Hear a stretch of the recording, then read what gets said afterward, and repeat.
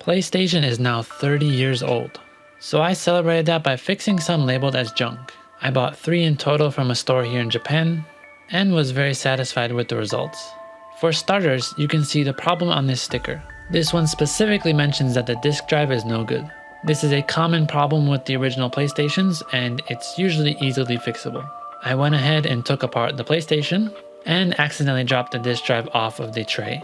After doing some inspection and disconnecting the cables, I went ahead to compare it to a known working PlayStation. I tested all 3 PlayStations that I picked up, and one of them that was a bit more expensive is in perfect working condition. It was only 300 yen more, so it's really a steal. I compared the disk drive to the known working one and found that the good one doesn't have all this dried up lubricant. I inspected it for other differences as well and couldn't see anything noticeable. In my testing of the faulty one, I can see that the disk drive does function as it should.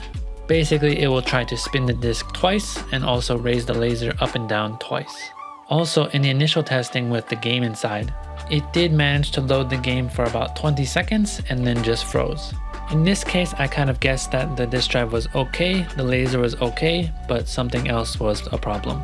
So I went ahead and took apart the back side of the disk drive, cleaned up the dried up lubricant with some IPA, and then put it back together for testing just to double check I didn't screw anything up.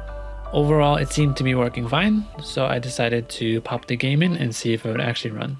To my complete and utter shock as a beginner, the disk was spinning, loading, and did output the game properly on the screen. Obviously, in this position, I didn't test it for very long as the disk is spinning right next to my finger, so I put the case back together and then tested it as usual. By some miracle, I was able to load into the game and play as normal. I was not experiencing any strange buffering or any weird noises, and it seems like this first one was fixed no problem. It's really cool to see a machine that's probably about 30 years old still working like this.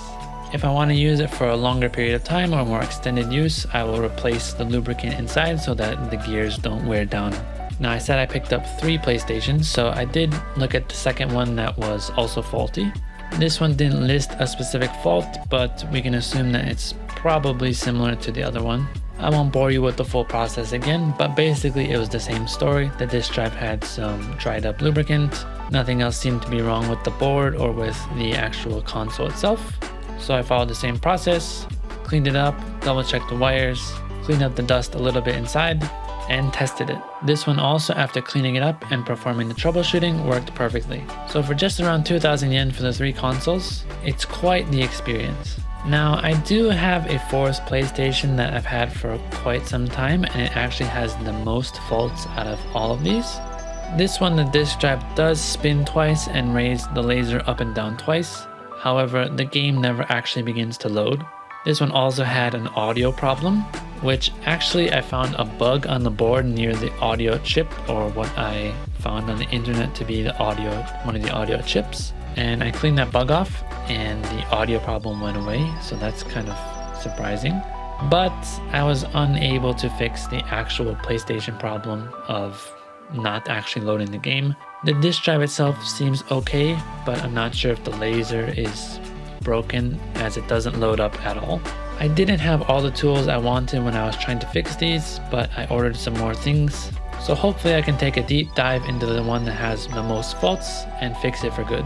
Señor Gomi was watching the whole time and he was not very pleased. This project didn't involve any replacement of components or anything taken off of the board, so he didn't really get to eat much. I'm looking at making a full custom keyboard with salvage switches, just like the macro pad. So hopefully in that project, Señor Gomi can eat his fill. Until then, please subscribe to feed him, and thank you so much for watching.